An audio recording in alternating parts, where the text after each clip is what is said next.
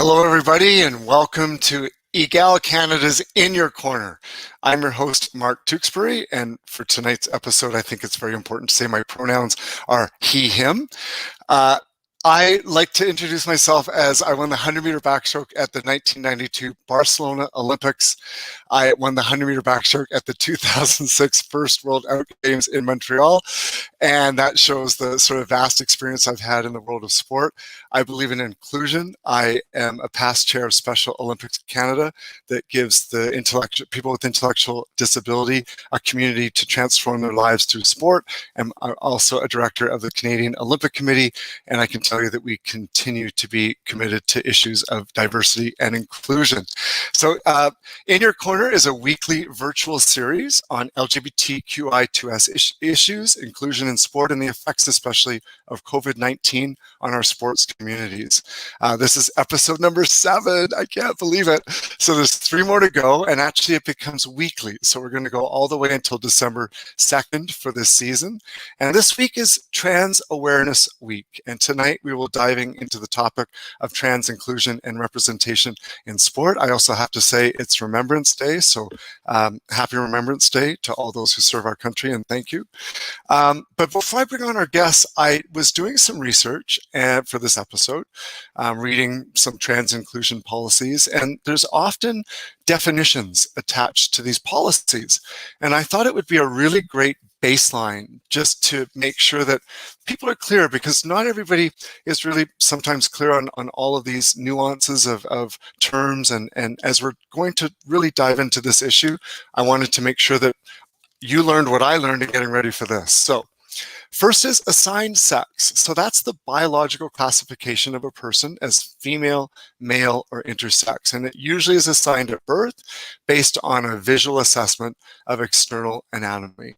Gender is a person's internal and individual experience of gender. It's not necessarily visible to others, and it may or may not align with what society expects based on assigned sex. Gender expression is the way gender is presented and communicated to the world through clothing, speech, body language, hairstyle, voice, etc. Cisgender is a person whose gender identity corresponds with what is socially expected based on their sex assigned at birth. So a person who is assigned male at birth and identifies as a man. So that would mean that I am cisgender. Trans is a person whose gender identity does not correspond with what is socially expected based on their sex assigned at birth. It can be used as an umbrella term to refer to a range of gender identities and experiences. And this is also really important for context, is sex gender binary. So that's the notion that there are only 2 possible sexes, male and female, and genders, man and woman, and that they are opposite, distinct, and uniform categories. This view also asserts that gender is determined by sex. So that's just kind of a baseline. I found some of that interesting. I'd heard cisgender a lot. I thought I understood what it was, but I wanted to be clear and make sure everyone listening tonight is. Let's bring on our 2 trans athletes that are going to really help us dive into this issue with their experience and their knowledge. So first I have Shoshana Gauvin. Shoshana started her gender transition while serving as a captain in the Canadian Armed Forces. Now, after leaving the military, she is completing a graduate program at the University of Guelph while competing with the women's rugby team. Shoshana has unique insights into the role of gender in competitive sports, having played on both men's and women's rugby teams at the university level. Please welcome Shoshana. Yay! Hi, Shoshana. Welcome. Our second guest is Mason Coates. Mason is a 26-year-old proud transgender man. Mason currently works in the management sector of aquatics and holds an educational background in sport management from Brock University. Mason recently opened business as a certified life coach. He's a bundle of energy, and please welcome Mason. Here he comes. Mason, where'd you go? Okay, something happened, but we'll bring him on. I'm sure he's going to dial right back in. While we're waiting for him, Shoshana, it's great to see you. Yes, thank you so much. Listen, I know my own journey of discovering my sexuality and my difference. There were some really confusing times on that pathway, and I'm really curious to hear some insight into your journey of discovery. Yeah, absolutely. So I think it's something that I've always known. I remember being a kid and having these like feelings and thoughts that I didn't really have the vocabulary or the knowledge to really try to express. And it wasn't until much later in life when I actually started understanding what that was that I decided um, uh, to come out and to identify as a transgender woman and start my transition. At the time, like I said, I was serving in the Canadian Forces, which brought a whole different dimension to that gender journey. And so, yeah, that's pretty much it. Give me a context of timing when that process was starting when you were in the armed forces. Um, in what contexts? Oh, so like was it 1997, Oh 2005? no, so that would have been 2016. Oh, Um, 2016. Wow. Okay, mhm. so really recent. Yes, yes. So around 2016, I started down the path for transition, and um, I kind of sped raced the process of transition as fast as I possibly could, not wanting to waste any more years or so I thought. And then uh, after a while, I decided to fully present as a woman. There was a period where I was transitioning in secret. I was quite afraid at the time of coworkers and family and friends, what their reactions would be. And I, shortly after I decided to come out to everybody, I decided to try out for the Queen's University's women's rugby team, where I thankfully was able to make that team and start playing sports as myself. Amazing, amazing. There's so much that I want to talk to you about that. You know, the LGBTQI2S community is so diverse, but what you just shared there is something, I think we share, and it's that somehow when we are ourselves and we share whatever it is that makes us different from other people, that there's going to be this rejection of some kind, that we're going to lose our livelihood or our friendship. Or I was really touched by and so how have people been as you've gone through this? And I think we're going to just introduce, hi Mason, you made it. Mhm. Hi there. Hi guys. I'm glad you made it. Listen, I'm going to come right to you. I've just got a question up to Shoshana. Yeah. She's been sharing some of her experience. So how have people been, Shoshana? I think it's kind of been a bit of a mixed bag. There's people that very much surprised me in a very positive way and have been exceptionally supportive. And there's other people who have been less so. And in general, in the sporting world, actually, is where I've been very positively surprised. Um, I've had a lot of teammates and coaching staff that have been exceptionally supportive of me. And for someone that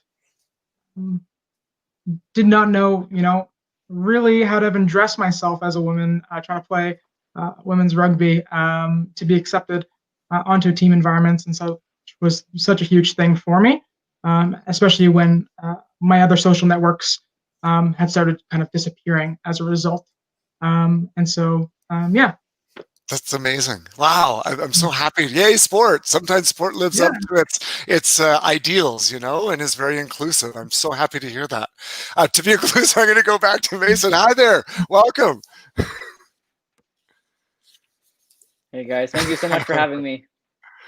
I started with Shoshana by just getting a bit of we sure can. Yeah. When we started the show, I just talked to Shoshana about her experience, that journey of discovery, and maybe you could share a little bit of that experience with us, Mason. Absolutely, yes. For me, I growing up, I was always an active kid. Played lots of sports. I played alongside with my identical twin sister, Joanna. And we played elite sports. We played competitive hockey, competitive soccer, everything in between. But it wasn't until around high school where I really started to, struggle with my identity and trying to figure out who I was as an individual. I knew myself as Mace, or, at the time, I was Maria, the athlete, the hockey player, the sister, the daughter, but I had this internal struggle with who I was. And it wasn't until really, university where I really, was kind of putting my emotions, kind of putting them down, saying, you know what, you have this love for hockey. You want to play professional hockey one day. You want to play alongside Haley Wickenheiser one day. You want to open up a hockey school with your twin sister. So it was kind of that the love of the game is what kind of kept me from transitioning. At the time, I didn't feel like I could transition while playing the sport that I loved. So it was, in that situation where I chose hockey. And once hockey ended for me, that's when I started to start the whole process of transitioning. Wow. So, I mean, look at this. We've got actually contrasting examples here in a sense, because Shoshana, your culture helped further your journey and was there when people were not, others were not. And Mason, you had to kind of wait to finish your journey to start your other journey. But that, I mean, okay. I think help us understand what it would be like to start that process maybe while you were still playing. Like, I guess because sport is so binary, it gets very complicated quickly if you declare on a women's team that you're starting this process. No, I absolutely agree. I came out in high school. Well, backstory, I came out in high school as lesbian. So all of the girls on the Brock women's hockey team, the coaching staff knew, they knew I had a girlfriend. I brought her around, right? So I think that it would have been an easier transition had I, said, hey, I'm now Mason. But it was because of that culture, in hockey that, I think if I had that support system of the coaches, that like if there was that conversation of, or that extra training or some sort of, that some sort of body where I felt like I could have gone to and said, listen, this is who I am. Like, I need some support, right? Because I was the first transgender individual in my family, right? So they didn't even know what was going on. They didn't know how to process everything at the very beginning, right? So up into hockey at the university level, it was kind of like finish school, hockey, right? Like, it wasn't that I didn't have the support from my family, because I did from day one.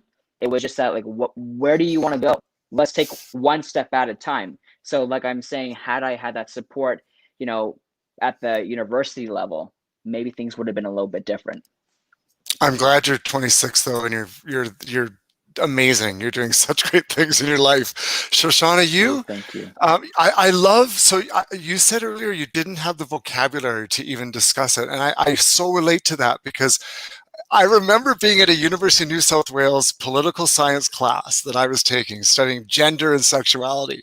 And I stood up in a room full of, I think, mostly lesbians. There was me and one other guy in the class. And I said, as the one person in this room who's had sex with both men and women, and I was so like incredibly empowering in this moment. I'm struck by your intro that you've played in leagues as both a man and a woman. Like, that is remarkable. Not very many people have that experience. So, and you're also dealing with a national organization that's supportive of trans inclusion against a world body that has a differing opinion. So let's start there. Let's go to, how does it feel when World Rugby comes out against trans people, essentially, in their policy? Right. So I think my initial reaction is that the policy was developed out of ideology and not any kind of scientific basis. And there's lots of evidence that it was highly politically and ideologically driven, and that they specifically misused and misquoted scientific articles to come to their previously already held views. And so I think that's problematic.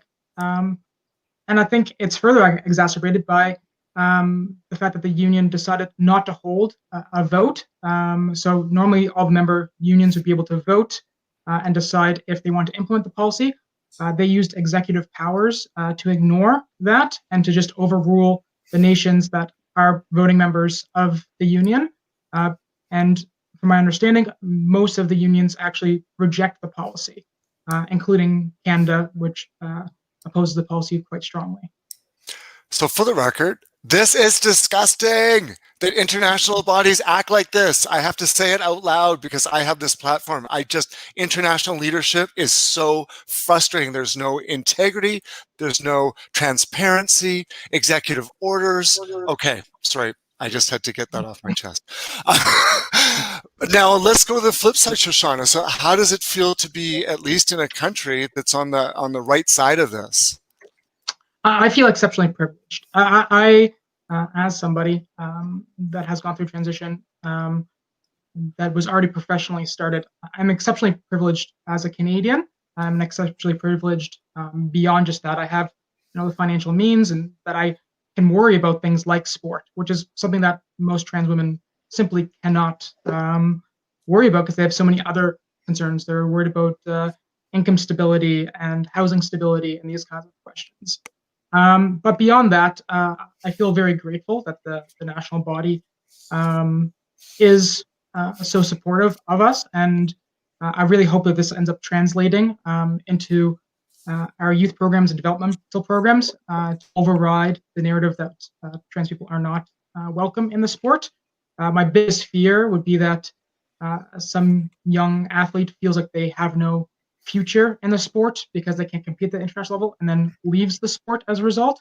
And so I really hope that in the next coming months that those Rugby Canada makes it clear that they'll allow U16 and U18 trans athletes to be invited to training camps and go to the development camps and those kinds of things, because those spots are normally reserved for athletes, as I'm sure you know from your career, for athletes with potential to compete at international stage. And those athletes are just currently banned from playing. So they would have to make almost a special exception for inviting athletes that have no potential currently to compete at that level in hopes that those rules are overruled, but still include them in the training and development. Absolutely. So, I mean, that's a great point. All the way back to the long-term athlete development pathway, there has to be access, 100%. What about, Mason, you talked about you're the first person in your family to go through a transition. So how has your life been? How has acceptance been, if we're looking at this from an inclusion point of view, more from a recreational point of view? Do you mind repeating that? You broke up a little bit. Oh, sure. Sorry about that. Just wondering your journey of inclusion. How has it been? And how has sports factored into that post-hockey? Oh, excellent question.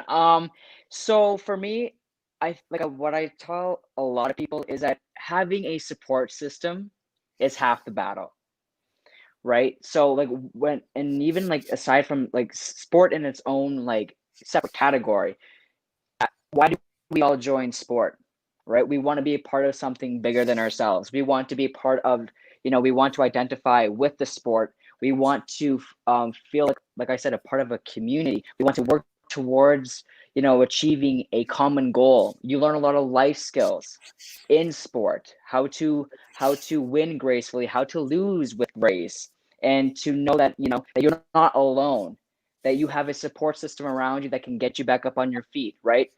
There's no I in team, but there's individuals that make a team, right? So with that being said, in terms of how I've been accepted and embraced by my family, and just it takes it's an amazing support system, and understanding that whether you're physically transitioning or if you're transitioning from high school to university or whatever it may be, that it's about you have people along the way that's going to support you, and that you have to understand that it is a process. It's not something that is that's permanent, or that it's just kind of you learn and you grow with a support system that you put in place. So I've my family has supported me since day one. They've asked lots of questions. And if I don't know the answers, I say, you know what, why don't we press pause? Let me go do some research, because I'm trying to figure it out, as I go. But I want you to know that there's going to be open and honest communication, right? So that's just kind of how it's been. And it's just, I'm so blessed and privileged to have the family that I have. Wow. So did you really just say there's no I in team? I just want to squeeze your cheeks. But there is an I in inclusion. Listen, That's I love right. That's I'm right. really learning from both of you that our community shares this journey of like not knowing the next step as we take it, going into the total unknown, having to kind of bring people we love along with us, hopefully, and that importance of like just that. When I came out, it was like I just needed one person. I just knew I needed that rock that would be there, and I'm hearing the same things. It's very demystifying, if I can say that. Just that we're human. We go through any sort of change, and it's a very similar kind of experience. I love Shoshana. Like, you can't legislate kindness, and you can't legislate humanity. And so, where do you credit your team's embracing you? Is it what happened? What created that culture? I think I'm just kind of in general impressed with the youngest generation kind of coming up. They just kind of understand gender and sexuality in a way that when I was originally being brought up, that I was never introduced to. So I think that's a big thing. And I think in many ways, something that is often overlooked is that trans people want effective policy and regulation in this space. We're not trying to like shirk responsibility, and we're not trying to make things unfair or unsafe. And I think by Canada and other regulations, having those effective bodies allows us to go into these spaces and feel confident that we can be welcome because we're not doing this in an unfair or unsafe manner. And so I think it's twofold. You're right that the legislation can't force people to be, nice or not, but it can definitely help in making an environment where people are safe and comfortable enough to take those chances. Absolutely, absolutely. And then, I mean, it was like when I came out, it's like it sort of demystifies it, right? They're like, "Oh, you're that Shoshana? Oh, okay, you're not so scary. You're actually a pretty good player." Mason, this is just, and this is a very naive question. If you were to compete as a transgender man, because women have to have a low level of testosterone, do you have to have a certain high level? Is the reverse true for you? You know what? That's a very that's a great question. That's a loaded question. But you know what? I think because in one of the courses I took at Brock, I was in the sport management program. We took sport ethics, and we were actually debating that. That was a really great question. We thought, you know what? I think a lot of it was transitioning from male to female, that you have to make sure that you have a low level of testosterone. But we never really talked about if transitioning from female to male, right? Like you get testosterone injections, whether it may be once a week or whatever it may be, right? Like it's just, I don't know. I don't know. I think, you know what, for me personally, it would be, I don't care about my level of testosterone. My level of the game is far more, that would drive me more than any hormones. I mean, I wish they could make me grow taller 100%. and, faster, but, that's about, No, that's about no, But isn't that inherent, just how discriminatory it is, that there's this kind of strange standard and double standard, and it goes back to the fundamentals ideas I learned about in political science, where just masculinity and male and femininity and feminine are so loaded with social construct of what those things mean. You guys, what is the one thing that we should know to be even more trans inclusive, especially in sport? Mason, do you want to start? Absolutely. I think it all starts from like the grassroots program all the way up, where we are providing that education, that training to coaches, where people can come forward and they can feel that, like, I basically want to normalize being transgender, in my opinion, right? But it's just like, okay, well, this is another human being, right? Like, this is a man, this is a woman, it doesn't matter. That that, like, what are we going to do to create that safe space, that opportunity for people to grow and be able to be their true authentic selves without placing any prejudice against them or making them feel like they're less than, or that they don't belong, right? Because we are valid, we are here, and we have been here. So it's just about creating education and opportunity for transgender individuals like ourselves to share our stories and educate and share that power. And I guess that's just kind of like, education is power, knowledge is Yeah. power. So I think being able to create that space where people can learn. Awesome. Shoshana? Yeah, I think it ties back to something you had previously said, that so much of sports and sports inclusion is actually just rooted in misogyny. It's rooted in this idea that male sports are superior to women's sports, and male athletes are stronger and faster and better than female athletes. And there's a lot of like sociological and historical reasons why we have a difference in performance, and we have no way of knowing exactly to what degree those different factors play in. So I think the more we address misogyny in sports as a whole, that's only going to benefit trans inclusion as well, because I think they're largely one and the same issue. You are both so articulate. Thank you for being here. Can I both say you're just like beautiful people, and you are perfect. Like, that's just all I want to say on that.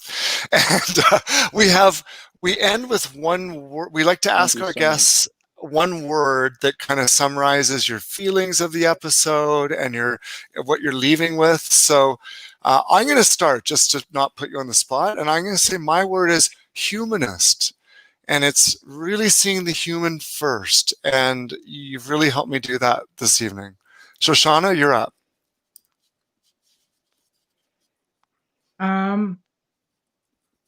If you don't mind, I'll pass on this one. Sure, no problem. It doesn't mean to put you on the spot. I apologize. Mason. I'm going to say courage. Having Nice. the courage to share your story, having the courage to be your true authentic self, and being vulnerable and being able to share that story to educate and help those that may be struggling, that may not, that may be struggling with their identity, right? So I think being able to share, and this is an excellent I think thing. you chose enough words for Shoshana and you there. I'm so sorry. No, I love it. It's perfect. Shoshana, did you want to do you have a word? Yeah, I think in the same realm as perseverance. I think as an athlete, especially as a trans person, you're going to face people that may not want you in that space or may not, and it's not up to them to dictate where you can and can't be. And it shouldn't be that way, but you deserve a spot and make your own spot. Wow, I admire your strength and conviction. Yeah, both of you. Thank you for being with me tonight. Thanks for being great guests. Thank you so much. Bye. Our pleasure. My pleasure.